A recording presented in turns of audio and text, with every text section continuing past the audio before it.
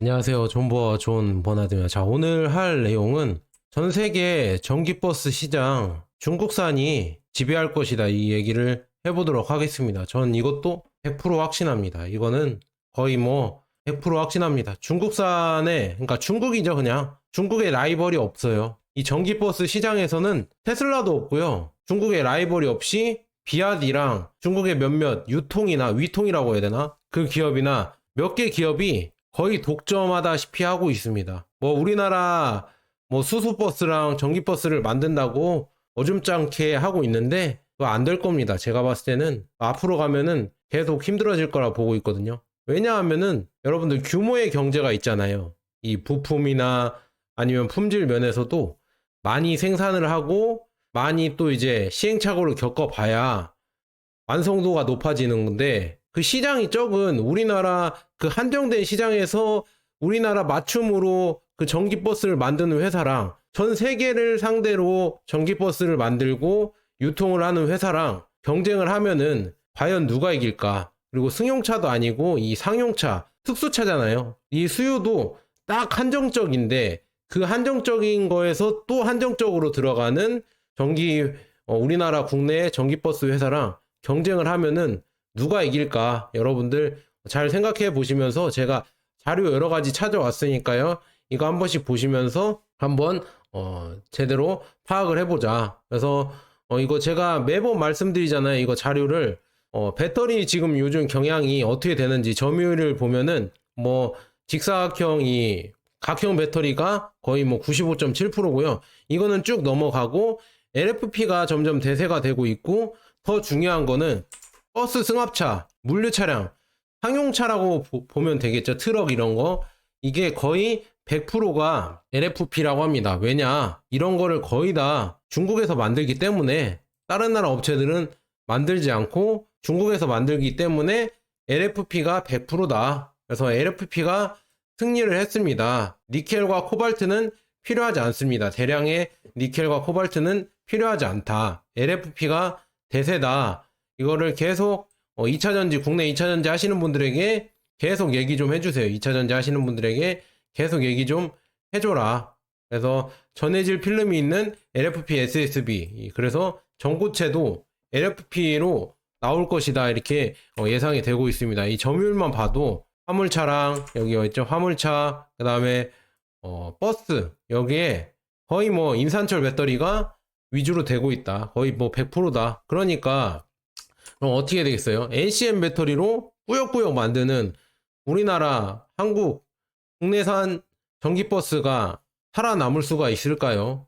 물론 그 기업이 국내 자동차 업계를 거의 장악하고 있지만 그래도 과연 그게 클 수가 있을까? 모르겠습니다. 우리나라 안에서는 어찌저찌 그거 보조금이랑 이런 여러 가지 이런 것 때문에 어찌저찌 연명하더라도 세계로는 못 나올 것이다. 왜냐? 경쟁이 안 되니까. 저는 그렇게 보고 있습니다. 그래서 중국산 전기버스에 대해서 한번 쭉 제가 자료를 찾아봤는데요. 점유율 변화 추이만 봐도 좀 20년에는 24.3%, 21년에는 33.4%, 22년에는 38.8%, 그 다음에 23년에는 52.1%입니다. 그런데 최근 24년의 상반기에는 조금 줄어들어서 40.7%다. 그런데 중요한 거는 여기에 들어가는 에디슨 모터스나 KG 모빌리티나 이런 데 들어가는 부품이 거의 다 중국산을 갖고 와서 조립을 해서 만든 거기 때문에 실제로 점유율은 중국산이 더 높을 가능성이 크다. 이렇게 이해하시면 될 것 같아요. 그래서 주요 요인은 뭘까? 첫 번째로 가격 경쟁력이라고 이렇게 나와 있는데요. 중국산 전기버스는 저렴한 가격으로 시장을 공략했습니다. 두 번째, 성능 향상. 주행 성능이 상향 평준화되면서 경쟁력이 높아졌습니다. 제품의 다양화. 중형급 9m부터 대형급 11m까지 다양한 모델을 출시했습니다. 보조금 정책의 변화. 이거는 중국산 전기버스가 다소 약해지게 만들었죠. 그래서 주요 브랜드로는 비아디, 하이거, CATC 이렇게 있습니다. 그래서 지금 중국산이 계속 확대되고 있고, 그 다음에 한국 전기차 수입 현황만 봐도 중국산이 766%로 엄청나게 늘어났다. 그래서 중국산 전기차가 이렇게 많이 들어오고 있고요. 그 다음에 대중국 전기차 수입이 사상 최고치를 기록했다고 지금 나왔습니다. 올해요. 그래서 중국산 전기차 상하이산 테슬라랑 전기버스가 대거 유입되면서 한국 도로를 서서히 정복하고 있다. 그래서 쭉 보면은 한국의 순수 전기차 수입액은 13.5% 증가한 12억 9천만 달러를 기록했으며 이 중 65.8%가 8%인 8억 4,800만 달러가 중국산이었다. 이게 나오고 있죠. 중국산이 어마어마하게 늘어나고 있다. 이거를 여러분들 보실 수 있죠.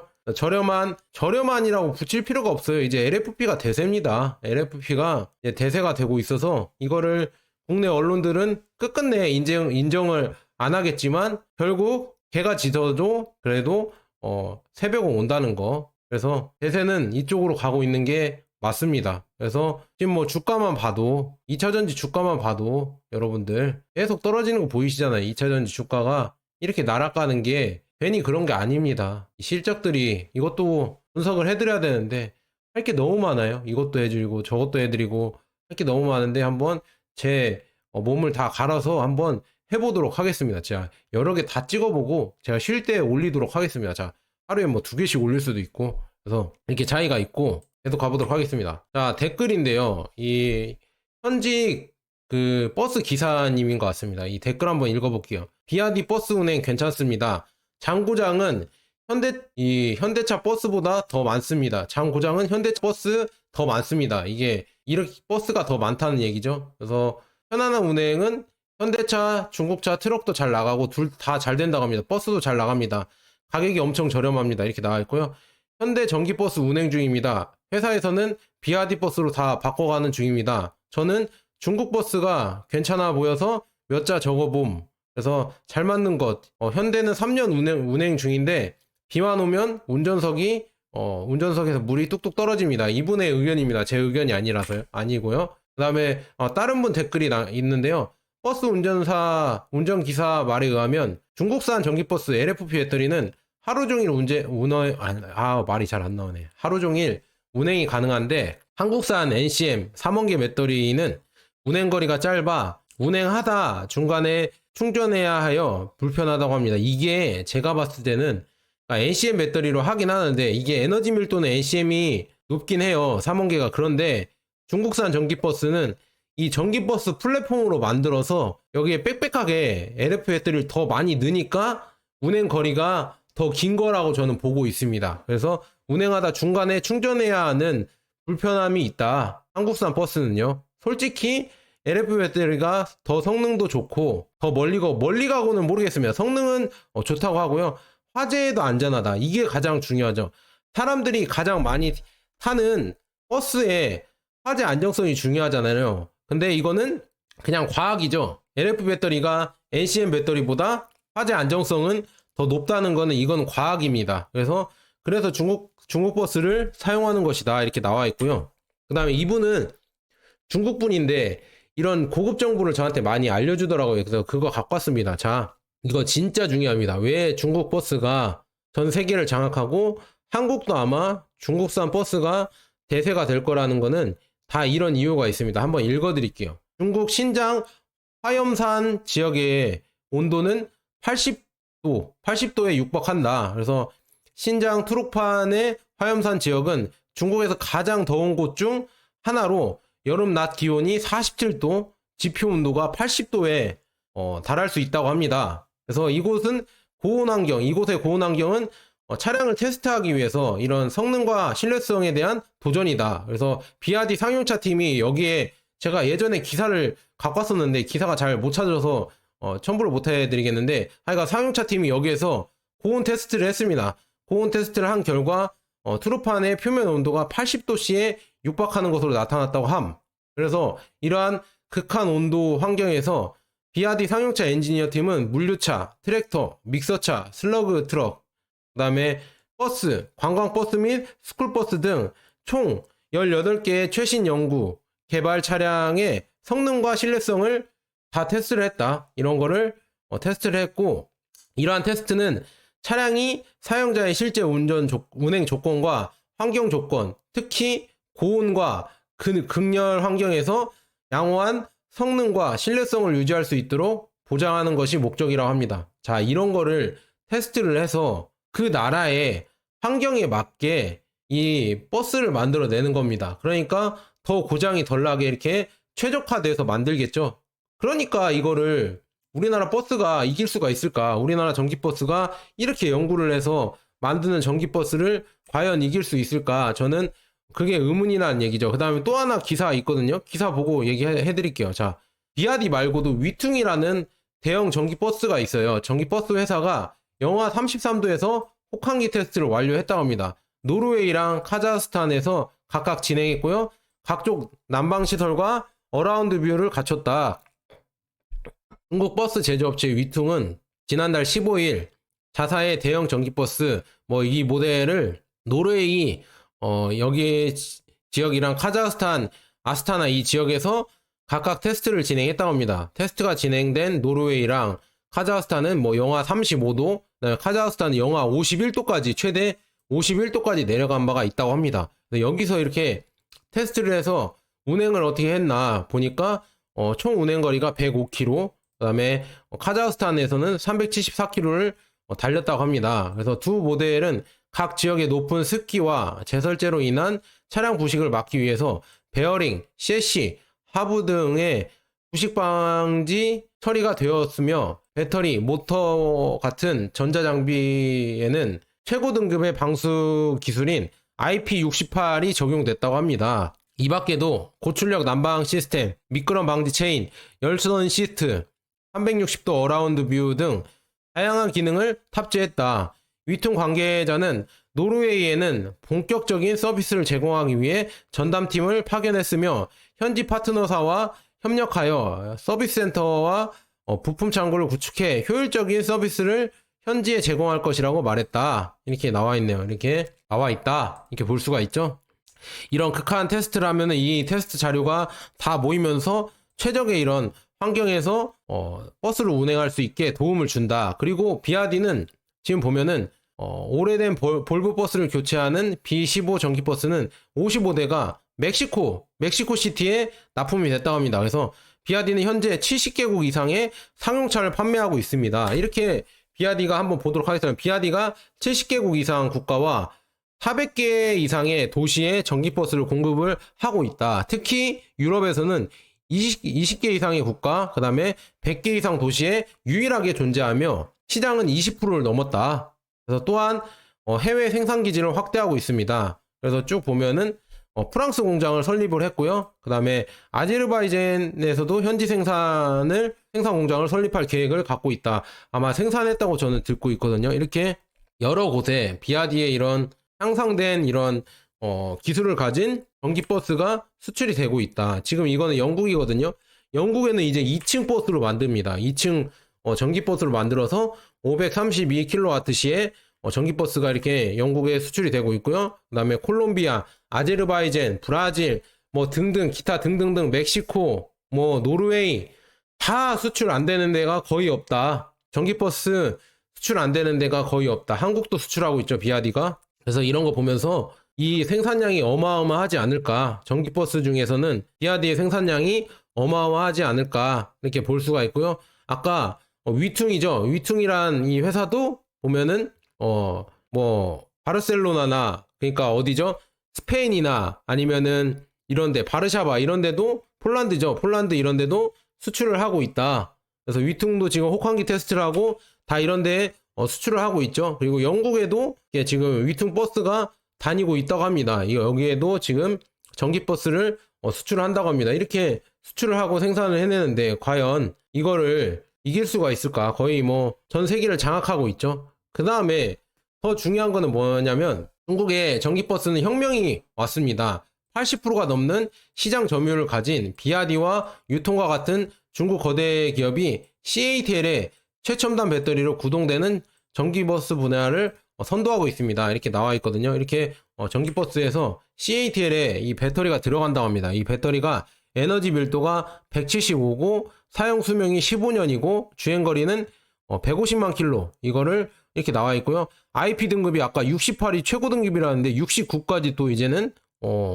최대 그리고 72시간 동안 물속에서 작동을 할 수가 있다. 이 정도의 기술을 계속 개발을 하고 있다. 이거는 버스 용도로 아예 맞춤으로 이거를 개발을 하고 있고요. 또 하나 이거 보세요. 비아디 자체는 아예 버스 용도로 이거를 플랫폼을 만듭니다. 전기버스 용도로 플랫폼을 만드는데 우리나라 업체는 그냥 내연기관 버스를 개조를 해서 만든다고 하죠. 그래서 아예 전기버스를 위해서 만든 플랫폼이랑 내연기관을 개조해서 만든 전기버스랑 과연 뭐가 이 성능이 더 좋을까요? 여러분들 이걸 잘 판단해 보셔라. 이런 상용차들이 계속 전용 플랫폼으로 비아디에선 나오는데 우리나라에선 그렇게 안 나온다 이거죠. 그래서 그렇게 된다고 하면은 누가 더 이 시장을 장악을 할 것인가, 이거를 여러분들 한 번씩 생각해 보셨으면은 좋을 것 같아요. 그 다음에 CATL 아까 얘기해 드렸죠. 요즘 또 나온 기사인데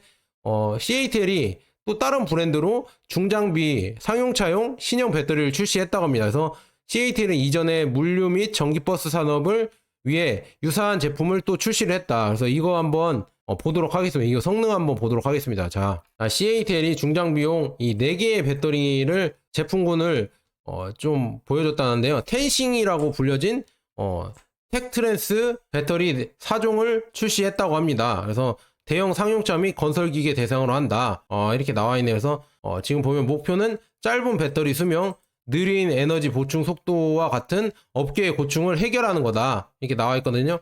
CATL 지금 보시면은 4개의 모델 모두 1000V의 고전압 아키텍처를 갖추고 있어 충전 속도를 43% 개선하고 에너지 손실을 50% 줄인다. 야, 대박이죠?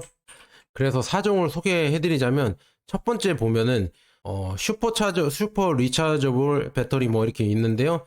영어로 써 있는데 그냥 쭉 한번 읽어보세요. 그래서 최대 충전 용량이 4C라고 합니다. 야, 4C나 되고, 그 다음에 15분 내에 70% 용량까지 충전할 수가 있다. 그 다음에 120만 킬로의 매우 긴 수명을 자랑하며 최대 500km의 순항거리를 제공합니다. 팩 크기는 600kW시고요. CATL 광산 운송과 같은 시나리오에서 대형 트럭의 충전 시간을 크게 단축되고 수익이 크게 향상된다고 말합니다. 이렇게 나와 있고요. 그 다음에 두 번째 배터리 트랜잭션 헤비 커머셜 비에클 롱 라이프 에디션 뭐 이렇게 나와 있는데 이 배터리는 15년의 매우 긴 수명과 300만 킬로미터의 긴 수명을 자랑한다. 무거운 부하와 중거리 및 장거리와 같은 고에너지 시나리오에서 빈번한 충전 및 방전으로 인한 배터리 감쇄 압력을 견딜 수 있습니다. 최대 500km까지 주행을 할 수 있다고 주장되며 추가로 배터리를 교체할 수 있습니다. 이렇게 나와 있네요. 그 다음에 또 대형 상용차 장거리 배터리 또 이 모델은 100kWh의 배터리 용량을 가지고 있다. 야, 어마어마하죠. 그래서 지금 보면은 800km의 초장거리 주행거리를 제공할 수 있습니다. 이에 대한 사용 사례는 차량에 대한 더 넓은 서비스 반경을 필요한 특급 배송 및 운송입니다. 에너지 밀도는 220 나와 있고요. 이렇게 높으며 배터리는 세시 레이아웃에 맞게 설계되어 적재 공간을 확장할 수 있습니다. 이렇게 나와 있고, 그 다음에 고강도 에디션, 이 배터리는 건설기계 산업에 최적화되어 있다. CATL은 광산용 트럭 분야에서 50만 킬로미터를 주행한 후에도 여전히 높은 안정성을 유지하고 있으며 이는 내구성과 강도에 대한 업계의 일반적인 요구사항인 10만 킬로미터의 5배에 달한다고 밝혔다. 어마어마하죠. 이렇게 나와 있습니다. 그래서 이 버전은 8개의 건설 기계 제조업체의 20개 이상의 모델에 사용된 것으로 보고되었습니다. 흥미롭게 CATL은 언급한 생산업체 중 하나는 XCMG로 최근에 비아디와 함께 건설 기계용 신형 배터리를 생산하겠다고 계획을 발표했다. 그래서 CATL 배터리는 견고한 방수 68, IP68 표준 충족을 하면서 부식 및 가혹한 조건으로부터 절연되는 갑옷 코팅이 되어 있습니다. CATL의 국내 상용차 부분 CTO 뭐 이렇게 쭉 해서 구리광산에서 CATL 배터리를 장착한 트럭이 재충전 없이 일주일 내내 운행할 수 있어 운영 비용을 30% 절감했다고 말했다. 이렇게 기술력을 갖추고 있다. 이렇게 볼 수가 있고요. 그 다음에 이거랑 경쟁하는 게 비아디의 배터리가 아까 XCMG랑 같이 해서 건설기계용 배터리, 블레이드 배터리 3종을 공동 출시를 했거든요. 이 버전도 한번 보도록 하겠습니다. 그래서 비아디도 지금 XCMG 최대 건설기계 생산 업체이거든요. XCMG랑 공동으로 이거 배터리를 건설 기계용 배터리를 출시했거든요. 그래서 쭉 보면은 이게 3종을 출시했다고 합니다. 이거 한번 하나씩 우리 리뷰해 보면서 야 진짜 이 기술이 어마어마하구나 이렇게 알아볼 수가 있겠죠. 자, 슈퍼 하이브리드 배터리의 매개 변수는 4C, 충전 속도가 4C고요. 그 다음에 120 정도의 밀도를 갖고 있고요. 17.3kWh의 단일 팩 전력이 10분 내에 20에서 80까지 10분 내에 충전이 된다 이렇게 나와 있고요. 초고속 충전 배터리의 경우 충전 및 방전 전류가 400A이다. 에너지 밀도는 160, 그리고 단일 팩은 30.7kWh. 그래서 전압이 중요하죠. 최고 전압이 150V다. 대단하죠. 그 다음에 배터리 팩의 수명 주기는 7000회 충전입니다. 초고속 충전이라고 함에도 불구하고 글로벌 EC 충전 속도는 초고속 충전과 거리가 멉니다. 그러나 비아디에 따르면 10분에 1.5시간을 사용할 수 있습니다. 야, 대단하죠? 그래서 초통합 배터리를 사용하면 400A의 충전 및 방전 전류도 있습니다. 그래서 이런 여러 가지 상용 기술이 어마어마하다는 얘기죠. 그 다음에 여기 세 가지 배터리 유형 모두 마이너스 40도에서 65도 사이 온도와 최대 5,500m의 고도에서 작동할 수 있습니다. 현재 건설기계의 약 3%만이 전기화되어 있습니다. 약 200대의 자동차와 맞먹는 디젤 엔진 건설기계의 배기가스 오염으로 인해 건설기계의 전기화는 배기가스에 큰 영향을 미칠 수 있습니다. 이렇게 건설기계를 다 비아디랑 그 다음에 CATL이 개발을 하고 있고요. 그 다음에 여기에 버스에서도 이 배터리를 쓰겠죠. 그래서 이런 기술을 쓰고 있다. 그러니까 여전히 잘 나갈 수밖에 없겠죠. 이런 거 봤을 때 역시나 전기버스 시장은 중국이 차지할 수밖에 없다. 저는 이렇게 결론을 내릴 수밖에 없습니다. 이게 뭐 아니라고 말하시면은 할 말은 없습니다. 저는 그렇게 말씀드리고요. 비아디가 처음에 들어왔을 때는 17년도에 비아디가 들어왔나 봅니다. 초저상 이버스 이게 17년도에 비아디가 들어온 것 같거든요. 이 기사를 보니까 비아디가 이렇게 들어와서 이거 테스트를 해서 만족하는 버스 기사님의 인터뷰가 있거든요. 이거는 다음에 이게 영상이 길어지니까 다음 편에 이렇게 해드리도록 하겠습니다. 자, 여기까지 존 버나드였습니다. 여러분, 전기버스는 역시나 중국이 장악하는 게 맞습니다. 이게 현실이니까 여러분들 그냥 받아들이세요. 자, 여기까지 존 버나드였습니다. 여러분, 감사합니다.